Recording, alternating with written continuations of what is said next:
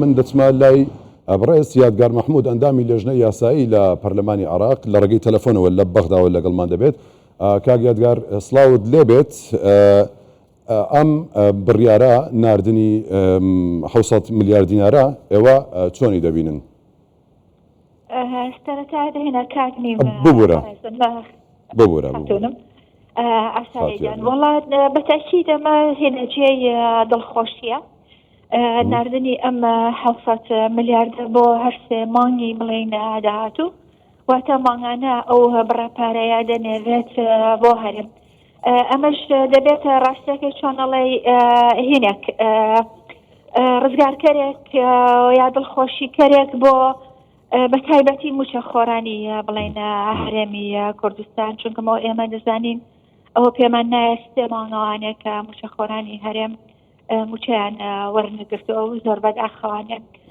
بەڵام بە کۆشش و هاتنی خودی جەنابی سەرۆک وەزیران کاک مەسرور بەرزانی ئەو چاوپێکەوتانێک کە ئەنجامیدا ئەوە بوو کە دەرەنجامەکەی گەیشتن بۆ ڕێکەوتنەی کە حکوومەتی ئیتیحادی ماڵانە بۆ ئەم ساڵ ئەو بڕێپارەیە بنێرێت بۆ بنێرێت بۆ هەرێم.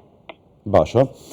خاتوو یادگار تەبان ببوورە من هەر دەدناسم دەزانم کە خاتوو یادگاری بەڵام لە حاڵەتی کارکردن و ئیدی کە لێرەم ئەو تەرکیزم نەما نازانم بۆ ئەوام گوت خاتوو یادگار.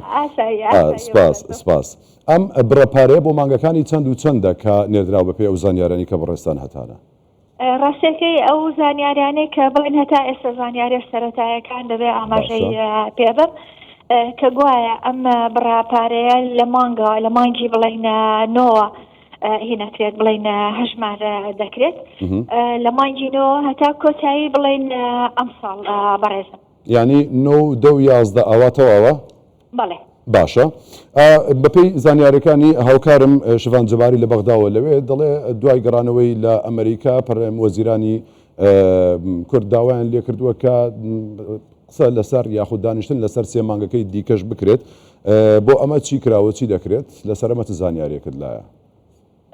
ڕاستی هەر وەکو ئاماژان پێەیە ئەویش هەر بڵێن زانیاریە سەرەتاییەکانە کە ئەوەیە دیسانەوانێ دەبێت خولێکی تر ڕێکەوتن هین بکرێتەوانێ سەبارەت بۆ مانگانەی بڵێن کە هین نەکراوە کە نەنێردراوە. باشە. بە ئومێدی ئەوەی کە چۆنەڵێ ئەو زەمینەی کە ئێستا ڕاستەکەی بۆی ئامادەکراوە و سازکراوە مەبەستم ئەم ڕێکەوتنەی ئەخیرە بە سەرۆکایەتی خودی سەرۆک وەزیران دیسانەوانێ حکوومەتی عێراقی بتوانێت ئەو بڕەپارەی ئەو پشکەی کە ماوە بۆ مانگەکانی کە نەیناردووە بتوانین بگەین بە هینێک بە ڕێکەوتنێکی تر بۆ ئەوەی کە ئەو پشکە بۆ ئەو مانگانەی تر بنێرێت و بۆشاییەکی چۆنەڵێ دارایی هین نەبێت دروست نەبێت بۆ حکوومەتی هەرێمی کوردستان. باشە. ینی ئەوەی کە هەیە ئەو زمینەی کە ئێستا لەبار و ڕقسا وەکوەوەی کە باسی دەکەیت ئەگەری ئەوەی هەیە کە فعلان ئەم دانیشتە بکرێت لە دواییدا بۆ سێمانکەی دیکەش قسەی لەسەر بکرێت یاخود تەنیا هەوڵێکە دەدرێت یان ئومێدێکە یاخود فعلان بەپێ ئەو زمینەی کە ئێستا لەبارە دەکرێت ئەگەری دانیشتنی هەیە و ڕەنگە جێبەجێش ببێت چۆنە؟ ڕاستەکەی دەتوانم بەڵام هیچ ئەوە زمینەکە چۆنەڵێ لەبارە بە حکمیەوەی کە هەندێک لایەنە شیعیەکانیش لە لایەنە سونیەکانیش بێگومان ئەوانیش پێیان وابوو کە ئەبێت هینێک بدۆزرێتەوانێت چارەسەرێک بۆ بدۆزرێتەوانێ بۆ ئەو قەیرانە دارایی کە بڵێن دروست کراوە. ئومێت بەتەکید ئینسان یعنی بەبێ ئومێت ڕاستەکەی بەبێ هیوا ناتوانێت هیچ دەستباتە هیچ پرۆژێک و هیچ هەڵناوێک بنێ.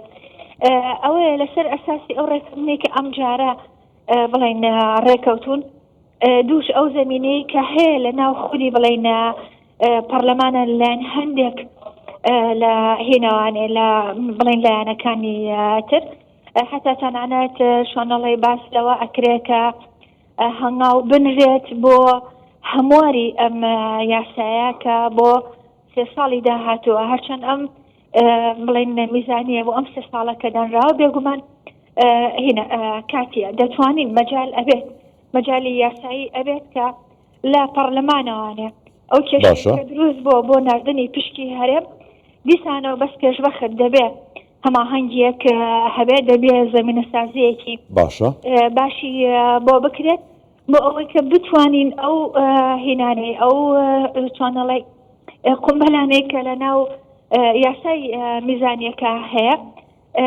ئێمە هێنی بکەین ئێمە لای بەرین چون لە ئێستاوە دەنگی ناشاست هەیە وەکو مستەفا سەنەت کە باشە دیسان سکاڵای بڵێن لە دادگای فیدراڵی تۆمار کردویە بە نیازە تۆماری بکە لە دژی حکوومەتی ئیتیحادی بە حجەی ئەوەی کە گوایە لای داوە لە هینەکە لە بڵێن ئەو یاسایی کە هەیە بەڵام لێرە لێ بێگومان ئێمە هینمان کردو ئێمە وەڵاممان داوەتەوانێت چونکە کەم یاسا بۆ ئەوە دانراوە کە تۆ لە ڕێی یاساوە دیکتاتۆری یاسایی بڵێن هین بکەیت دروست بکەیت باشە بۆیە هەموو ئەمانە پێکەوانێ ئومێدەوارم کە بێتە زەمینەیەک بۆ ئەوەی کە ئەو فەراغە داراییایی کە بڵێن دروستی کردووە لەسەر ئەساسی ئەو یاسای میزانیەی ئەم 3 ساڵە نەمێنێت و بە یەکجاری حکوومەتی هەرێمی کوردستان لەو ئەزمەیە دەربچێت.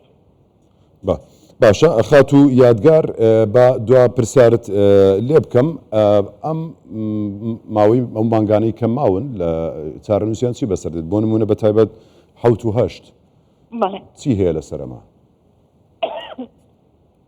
ڕاستەکەی هەر وەکو بڵێن ئاماژەم پێ بێگومان ئەو بڕپارەیە کە حکوومەتی ئیتیحادی عینی کردووە حسابی کردووە زۆر کەمە بۆ مانگی 7 و 8 بەپێی ئەو داتایانەی کە خراونەتە بەردەست و نێراونەتە لای حکوومەتی ئیتیحادی پارەکە زۆر کەمە لەبەر ئەوە دەبێت لە شوێنێکی ترەوانێ بەڕێکارێکی تر ئێمە بتوانین ئەو کورتیەی کە ئەیهێنێ بۆ ئەو دوو مانگان لەسەر بودجەی بڵێن هەرێم کە دابین ئەکرێت بۆ فەرمانبەران و بۆ موشەخۆرانی هەرێم بتوانین چارەسەری بکەین.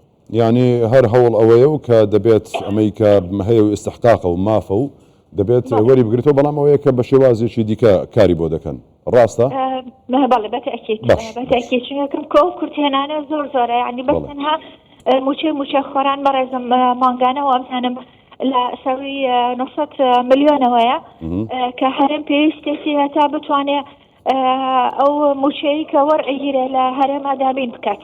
باشە خات و یادگار محمود ئەندامی لێژنەی یاسایی لە پەرلەمانی عێراق زۆر سپاس ماندوومان کردیت لە خزمەتم سپاس بۆ ئێوە.